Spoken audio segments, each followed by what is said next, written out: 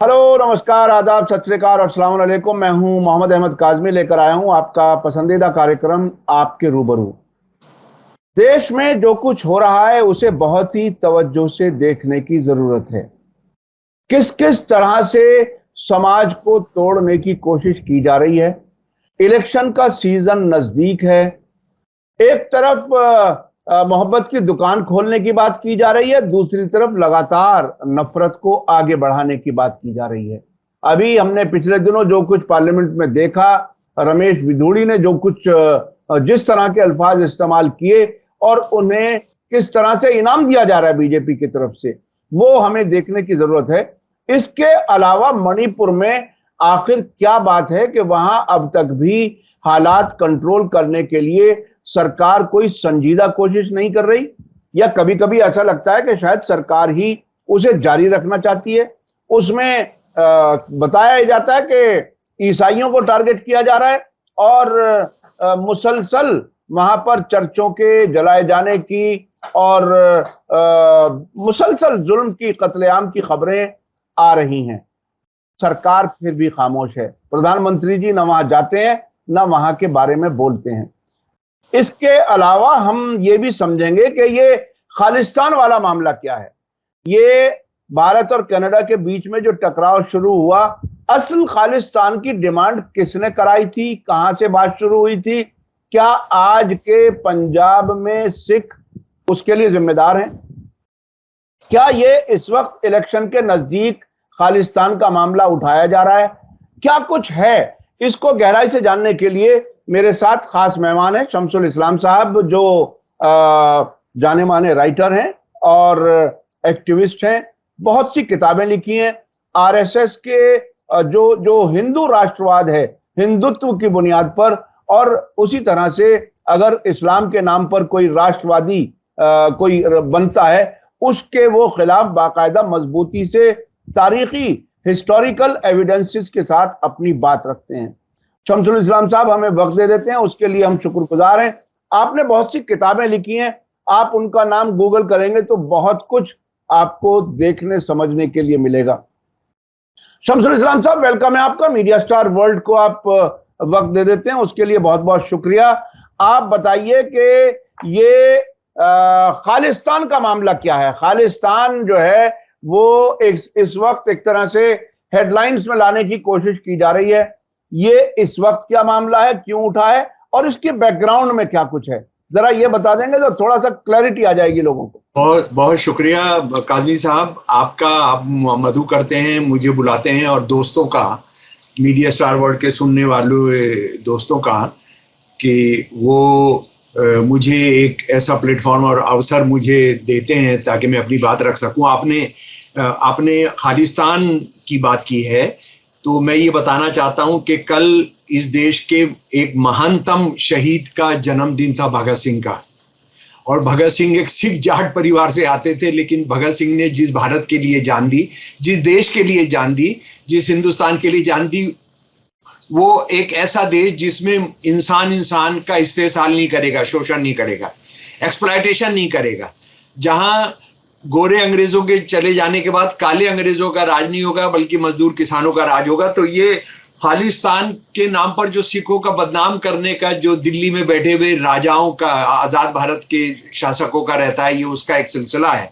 तो इसको हमको समझना चाहिए।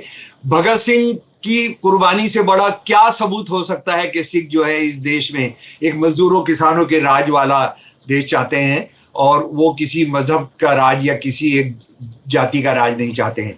अच्छा, खालिस्तान जो है, आप ये देखेंगे कि हमारी देश की आज़ादी के बाद से लगभग हर 10-15 साल के बाद जब भी दिल्ली में बैठे हुए शासक किसी संकट में घिरे होते हैं, तो हिंदू मुसलमान होता है, हिंदू सिख शुरू होता है, और इसी तरह की कोई भी बात शुरू होती है। और मोदी जी की सरकार और मोदी जी का 2024 का जो सपना है, वो बड़े भारी संकट में। देखिए, हिंदू मुसलमान नहीं चल पा रहा है, उसके लिए यूनिफॉर्म सिविल कोड आया, उसके लिए ट्रिपल तलाक आया, ये सब आया, वो सब नहीं चल पा रहा है।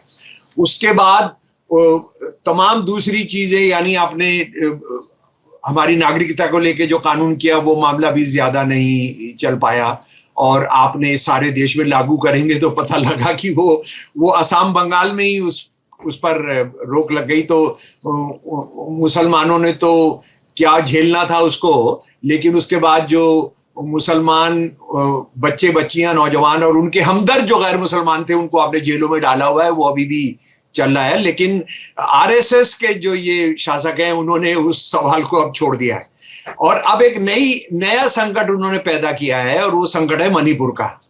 मणिपुर में जो हो रहा है वो इस वक्त पाकिस्तान में भी नहीं हो रहा है। पाकिस्तान में बराबर जो कुछ इलाके हैं जैसे बलूचिस्तान वगैरह, वहां पाकिस्तानी सेना पर हमला होता है, लोग आपस में नहीं लड़ रहे हैं। लेकिन मणिपुर में जो हो रहा है वो, उस पर अभी हम थोड़ा बाद में विस्तार से चर्चा करेंगे, पिछले 2-3 दिन के अंदर जो हुआ है। तो वो खबर में ना आए तो उससे पहले एक बारात बिठाई गई G20 के नाम की, और G20 के नाम की बारात का सिलसिला भी चल रहा है, अभी खाने चल रहे हैं, अभी वर्चुअल एक G20 की मीटिंग होने जा रही है। कितने 80 देशों को मोदी जी ने, मैंने समझा दिया, मैंने बता दिया, मैं 80 देशों को ले आया। और उसके बाद फिर ये औरतों के रिजर्वेशन का मामला आया कि खुदा ने, भगवान ने, God chose me as an instrument, यानी भगवान भी जो एक मर्द के तौर पर, यानी ये देश तो देवियों का देश है, ये तो माताएं पूजी जाती हैं, यहाँ पर हमारी देवियां पूजी जाती हैं। उसमें गॉड ने उनको चुना, एक मर्द को चुना, और ये महामर्द है, उसको चुना। उसने इस देश की औरतों की नहीं सुनी, इस देश की औरतों के लिए नहीं किया, किसी देश की औरत ने इस सवाल को नहीं उठाया, मोदी जी ने उठा दिया। लेकिन उससे भी पता लगा कि बहुत ज्यादा फर्क नहीं होने जा रहा है। जिस तरह से सारे, जहां मध्य प्रदेश के अंदर जो कुछ हो रहा है आप जानते हैं, मतलब जिस तरह से बाढ़ आई हुई है बलात्कार की, और सबसे शर्मनाक बात यह है कि इस देश में बलात्कार पर तब हंगामा होगा जब कोई बलात्कार करने वाला कोई गैर हिंदू होगा, कोई मुसलमान होगा। तो देखिए मोहल्ले बुलडोजर चला दिए जाएंगे, सारे रिश्तेदारों को गिरफ्तार कर लिया जाएगा, सारे शहर में कर्फ्यू लगा दिया जाएगा। लेकिन अगर वो गैर मुसलमान यानी मुसलमान नहीं होगा तो उसके बाद सारा ये बजरंग दल, विश्व हिंदू परिषद, ये सब पता नहीं कौन से चूहे के बिल के अंदर ही जाके घुस जाते हैं। यानी इसका मतलब साफ है कि अगर इस देश के 80% लोगों के बीच में 80% लोग एक उसी धर्म के मानने वाले इस देश में कुछ अत्याचार करेंगे, बलात्कार करेंगे, तो वो कोई खतरनाक जुर्म नहीं है, उसके बारे में चिंता करने की कोई जरूरत नहीं है। और जो लेटेस्ट जो शर्मनाक घटना घटी है वो तो महाकाल, जो उज्जैन के अंदर कि एक बच्ची जो मुसलमान नहीं है, ईसाई नहीं है, वो बच्ची कितने घंटे उसके साथ उसको बलात्कार किया जाता है, कितने लोगों ने किया है इसकी अभी जानकारी नहीं है। वो दर दर भटकती है शहर के अंदर, ये महाकाल के शहर में, कि मुझे बचा लो, मुझे कोई कपड़ा दे दो। वो कोई नहीं सुनता, सब उसको हट, भाग यहां से, दफा हो यहां से, ये सब करते हैं। ये अखबारों की रिपोर्ट की बुनियाद पर मैं आपको बता रहा हूं। और उसके बाद फिर बेचारा एक छोटे से मंदिर के एक जो पुजारी है वो उसको एक कपड़ा देते हैं, खाना खिलाते हैं। उसके बाद पता लगता है कि ये कितने घंटे वहां घूमती रही है। अभी बिजनौर की खबर आ रही है, यूपी से, बिजनौर के अंदर के खालिस्तान का जो बैकग्राउंड है वो फिर और आएंगे। अच्छा ठीक है जी। वो तो उसमें कहीं आरएसएस का भी कहीं कोई रोल है इस खालिस्तान की डिमांड में, क्या है ये?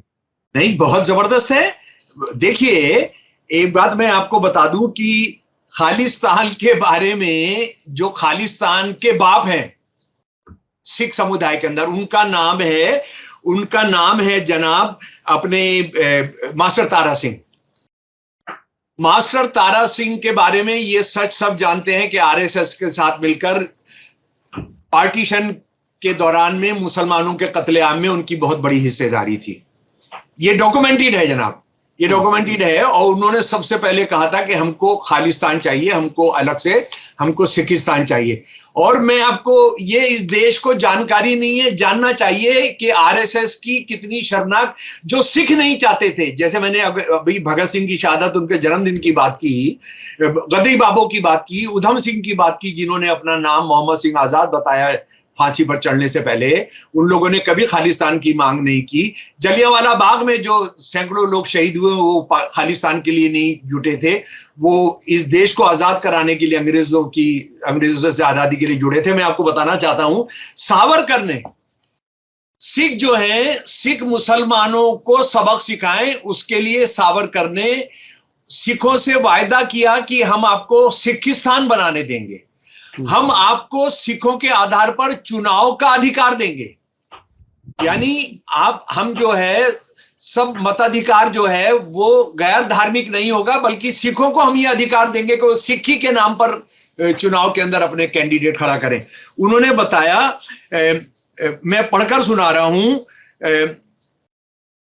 सिख भाई बंधु हिंदुत्व के हितों की रक्षा उन्हें बढ़ाने का खुला संकल्प लेते हैं। अगर वो लेते हैं और अपने प्रतिनिधियों को कांग्रेस नहीं बल्कि शुद्ध सिख टिकट पर विधानसभा आदि में भेजते हैं, और पहले की तरह इस भूमि की सेनाओं में अपनी उपेक्षित भागीदारी करते हैं, तो हम ये आश्वासन दे सकते हैं, जब मुसलमान लोग अपने पाकिस्तान के दिवा स्वप्न से, डरावने ख्वाब से जागेंगे, तो पंजाब में उसकी जगह सिखिस्तान बना पाएंगे।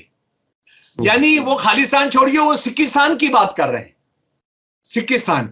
और मैं आपको ये बताना, यानी ये तकरीबन वही हुआ जिस तरह से पाकिस्तान की डिमांड से पहले आरएसएस ने पाकिस्तान मुसलमानों के लिए हो, अलग मुल्क बने, वो आरएसएस से जुड़े हुए लोगों ने, आरएसएस से जुड़े हुए लोगों ने, वो भी आरएसएस से ही थ्योरी आई, और ये खालिस्तान या सिखिस्तान 1906 में जो बाद में आरएसएस के बड़े लीडर भी बने और हिंदू महासभा के लीडर थे, भाई परमानंद, उन्होंने 1906 में कह दिया था कि सारे मुसलमानों को अफगानिस्तान भेज दो।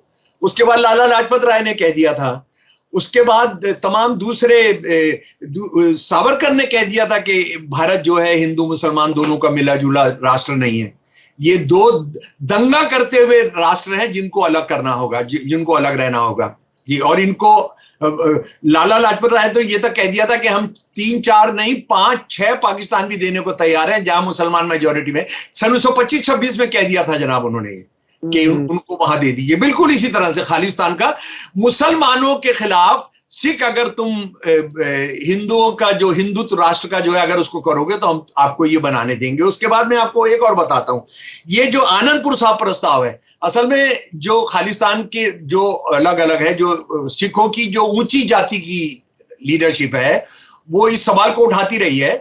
और ये 16-17 अक्टूबर 1973 को ये आनंदपुर साहब में प्रस्ताव पास किया गया। आनंदपुर साहब जो है सिख गुरुओं के हिसाब से बड़ी महत्वपूर्ण, बड़ी पवित्र जगह है, वहां पर ये प्रस्ताव पास किया गया था।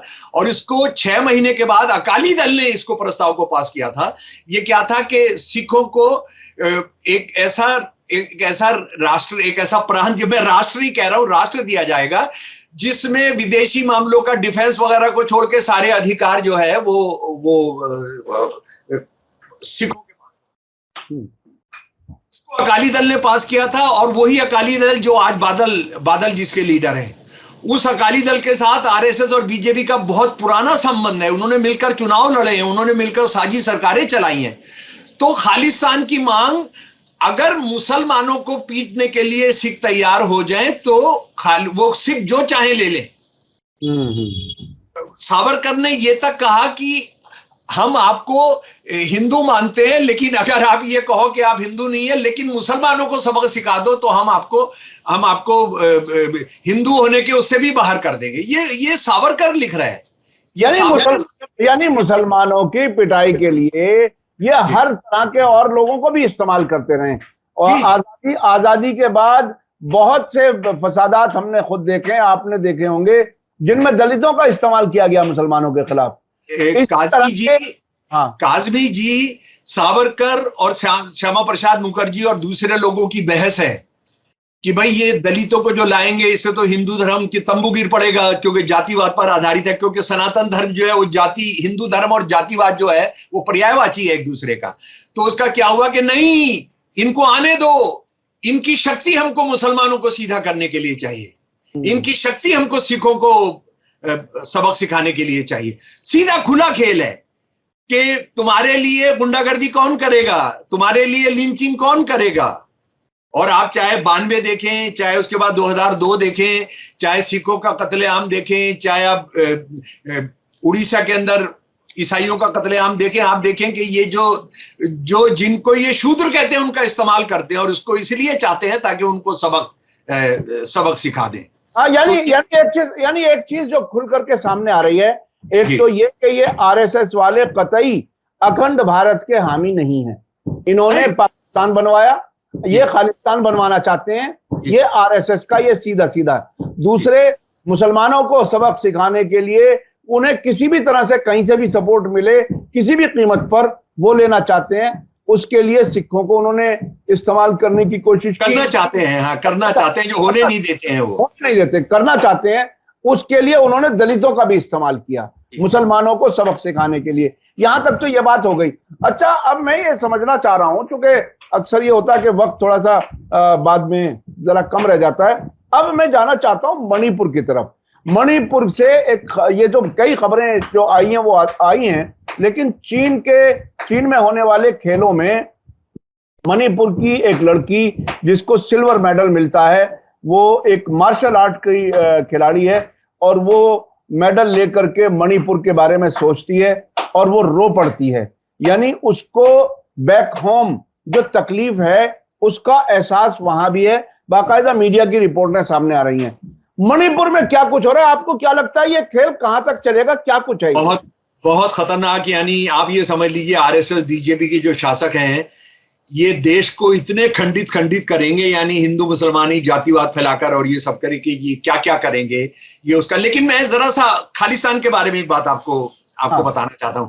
जब आप ये करते हैं कि आरएसएस बीजेपी वाले, इनके कितने चेहरे हैं, क्या क्या है, कितने मुंह हैं, उसको आप देखें तो इनको मुसलमानों में जिना से इनको कोई प्रॉब्लम नहीं है। जिना को तो जिना के टू नेशन थियरी में मानता था सावरकर ने, उसके साथ सरकारें चलाई जिना की मुस्लिम लीग के साथ। मुस्लिम लीग ने दूसरे विश्व युद्ध में अंग्रेजी सेना में भर्ती कराई, सावरकर साहब ने भी भर्ती कराई हमारे नेताजी सुभाष चंद्र बोस के खिलाफ। तो इनको डर है जो इस्लाम और जो मुसलमान अपने आप को कहते हैं, उनका जो उन्होंने जो बराबरी का पाठ पढ़ा है कभी भी। हालांकि इस देश के मुसलमान जो ठेकेदार अपने आप को बोलते हैं, उन्होंने बराबरी का पाठ पूरा छोड़ दिया, पर वो एक अलग से बहस है जिसको हम बात करेंगे। तो बात यह है कि खालिस्तान उनको जो इस देश से अभी फिलहाल मोदी का यह है कि किसान आंदोलन में जो मोदी को चाटना पड़ा, यानी सर झुकाना पड़ा, उसका ये बदला लेना चाहते हैं, और उसके लिए पूरा पंजाब तबाह हो जाए उसको उनको कोई चिंता नहीं। देखिए, इसको सब लोग मानते हैं कि मोदी साहब जो है बुनियादी तौर पर खुंदकी आदमी है। वो किसी का चेहरा पसंद नहीं करते तो बिल्कुल चेहरा पसंद नहीं करते, और उसको देखना नहीं चाहते हैं। किसी को खत्म करना चाहते हैं तो वो बिल्कुल उसको खत्म कर देना चाहते हैं, और वो चाहते हैं कि उसका नामो निशान हो जाए। हालांकि मोदी साहब के हिसाब से सब कुछ चल रहा होता तो ये देश कब का खत्म हो चुका होता। लेकिन इस देश में भगत सिंह भी हैं, सुखदेव भी हैं, आप हम भी हैं, किसान आंदोलन भी है जो सिख किसानों के ऊपर टिका हुआ है, तो ये मुमकिन नहीं है। तो इसको समझ ले। अच्छा, मणिपुर में जो कुछ हो रहा है वो बहुत शर्मनाक है। आपको मैं ये बताना चाहता हूं कि हमारे श्रीनगर के एक एसएसपी हैं, आईपीएस, उनका नाम है राकेश बलवाल जी। ये उससे पहले जो मणिपुर के अंदर जो हिंसा हो रही है, और जो हिंसा हो रही है वो किस नतीजे पर कहां पहुंच गई है, उसको बताने की जरूरत नहीं, क्योंकि आप सब अखबार में पढ़े। कल तो चीफ मिनिस्टर उसके घर पर नौजवान पहुंच गए हजारों की तादाद में। पुलिस कह रही है 500 से 600 नौजवान थे, और स्कूल की ड्रेस में, और उन्होंने उसको घेरने की कोशिश की, और ये राकेश बलवाल साहब वहां पहुंचाया गया। ये भी मैं आपको बता दूं, इससे पहले भी जो मणिपुर के बाहर के आईपीएस अफसर पहुंचाए गए, वो भी अमित शाह की पसंद के लोग भेजे गए।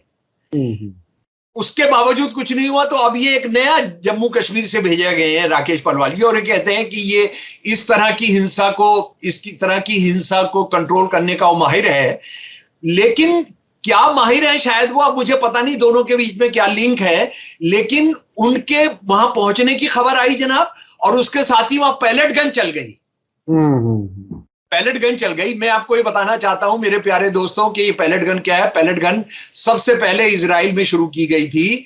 ये पैलेट गन जो है ये एक तरह के छर्रे वाली, आपको याद होगा कि हम बहुत सारी जगह किसी नुमाइश वगैरह में जाते थे, एग्जीबिशन में जाते थे, तो एक बंदूक लेके हम गुब्बारा फोड़ते थे या किसी एक चीज पर, तो उसमें एक छर्रा होता था। लेकिन इसके अंदर ये पैलेट गन में एक साथ एक बर्स्ट आप करते हैं, एक फायर करते हैं, तो सैकड़ों छल्ले वो निकलते हैं, छर्रे निकलते हैं, और वो पहुंच जाते हैं। ये सन 1960 से या सन 1970 से कश्मीर के अंदर यूज हो रहा है, और उसके बाद सन 1976 के अंदर बहुत बड़े पैमाने पर कितने हजार नौजवान और बच्चों को, स्कूल के बच्चों की आंखें गई हैं, उनके जिस्म के हिस्से गए, उनके जिस्म के अंग गए, उसका कोई रिकॉर्ड नहीं है। क्योंकि कश्मीर में जो कुछ हो रहा है मुसलमानों के खिलाफ हो रहा है, इसलिए उसका कोई आंकड़ा पेश करना, उसका बताने की आपको कभी भी कोई जरूरत नहीं। कितने मुसलमान नौजवान गायब हैं, कितनी बेवाएं वहां पर मौजूद हैं, कितनी औरतें गायब हैं, उसका कोई ब्यौरा देने की जरूरत नहीं। क्योंकि कश्मीर में भारत का राष्ट्रवाद जो है मुसलमानों से जूझ रहा है। लेकिन ये सिर्फ मुसलमान इसका शिकार नहीं होंगे, वो बहुत बड़ी तादाद में है। वो ये कल परसों से जो मणिपुर में हो रहा है, मणिपुर में ये जो छर्रे चलाए गए हैं स्कूल के बच्चे, 6, 7, 8, 14, 15 साल की उम्र के बच्चों पर, वो इत्तेफाक से क्रिश्चियन भी नहीं है, वो मेती हैं, वो हिंदू हैं।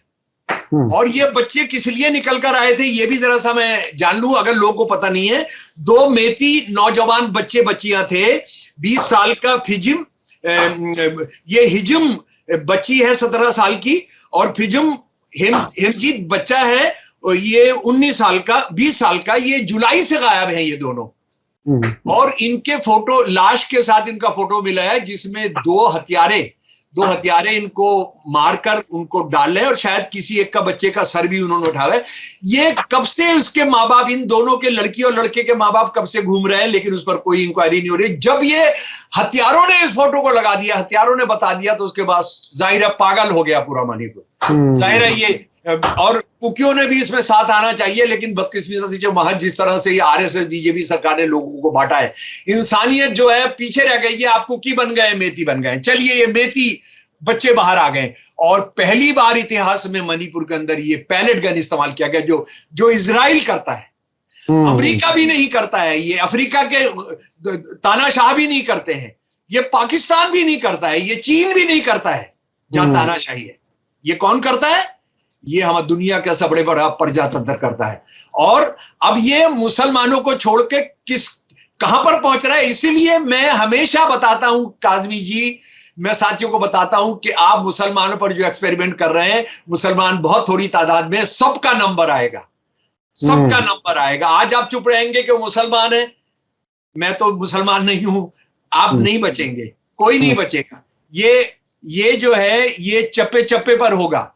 ये जब उज्जैन के अंदर जिस बच्ची के साथ हुआ है, या अभी बिजनौर के अंदर जो एक दलित बच्ची के साथ जिस तरह से घुसकर ऊंची जात के लोगों ने उसको रेप किया है, और तमाम यूपी और मध्य प्रदेश के अंदर हो रहा है, राजस्थान के अंदर हो रहा है, जो भी विरोध करेगा उसका यही हाल होगा। बुलडोजर से बात बहुत आगे जाएगी, छर्रों पर आएगी, पैलेट गन्स पर आएगी। तो ये जो बच्चे हैं दरअसल कितने कितने साल के हैं, आप ये समझ लीजिए।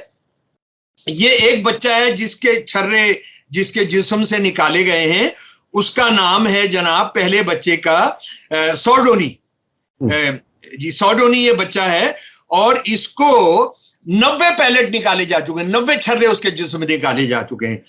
और डॉक्टर जिन्होंने इसमें से निकाला, डॉक्टर दत्ता, उन्होंने कहा है कि अभी फिलहाल हम 60 छर्रे निकाल पाए हैं, 60 छर्रे निकाल पाए हैं, और उसके बैलेट के अंदर और बहुत छर्रे हैं। उसके बाद ये इन छोटे बच्चों का क्या जुर्म था जिसपे जैसे इन पर ये एक तरह से गोली चला दी? बिना हथियार के, बिना डंडे के, बिना पत्थर के, माँ बाप से परमिशन लेकर, स्कूल टीचर के साथ, कि हम प्रोटेस्ट करने जा रहे हैं। और क्या प्रोटेस्ट ना करें?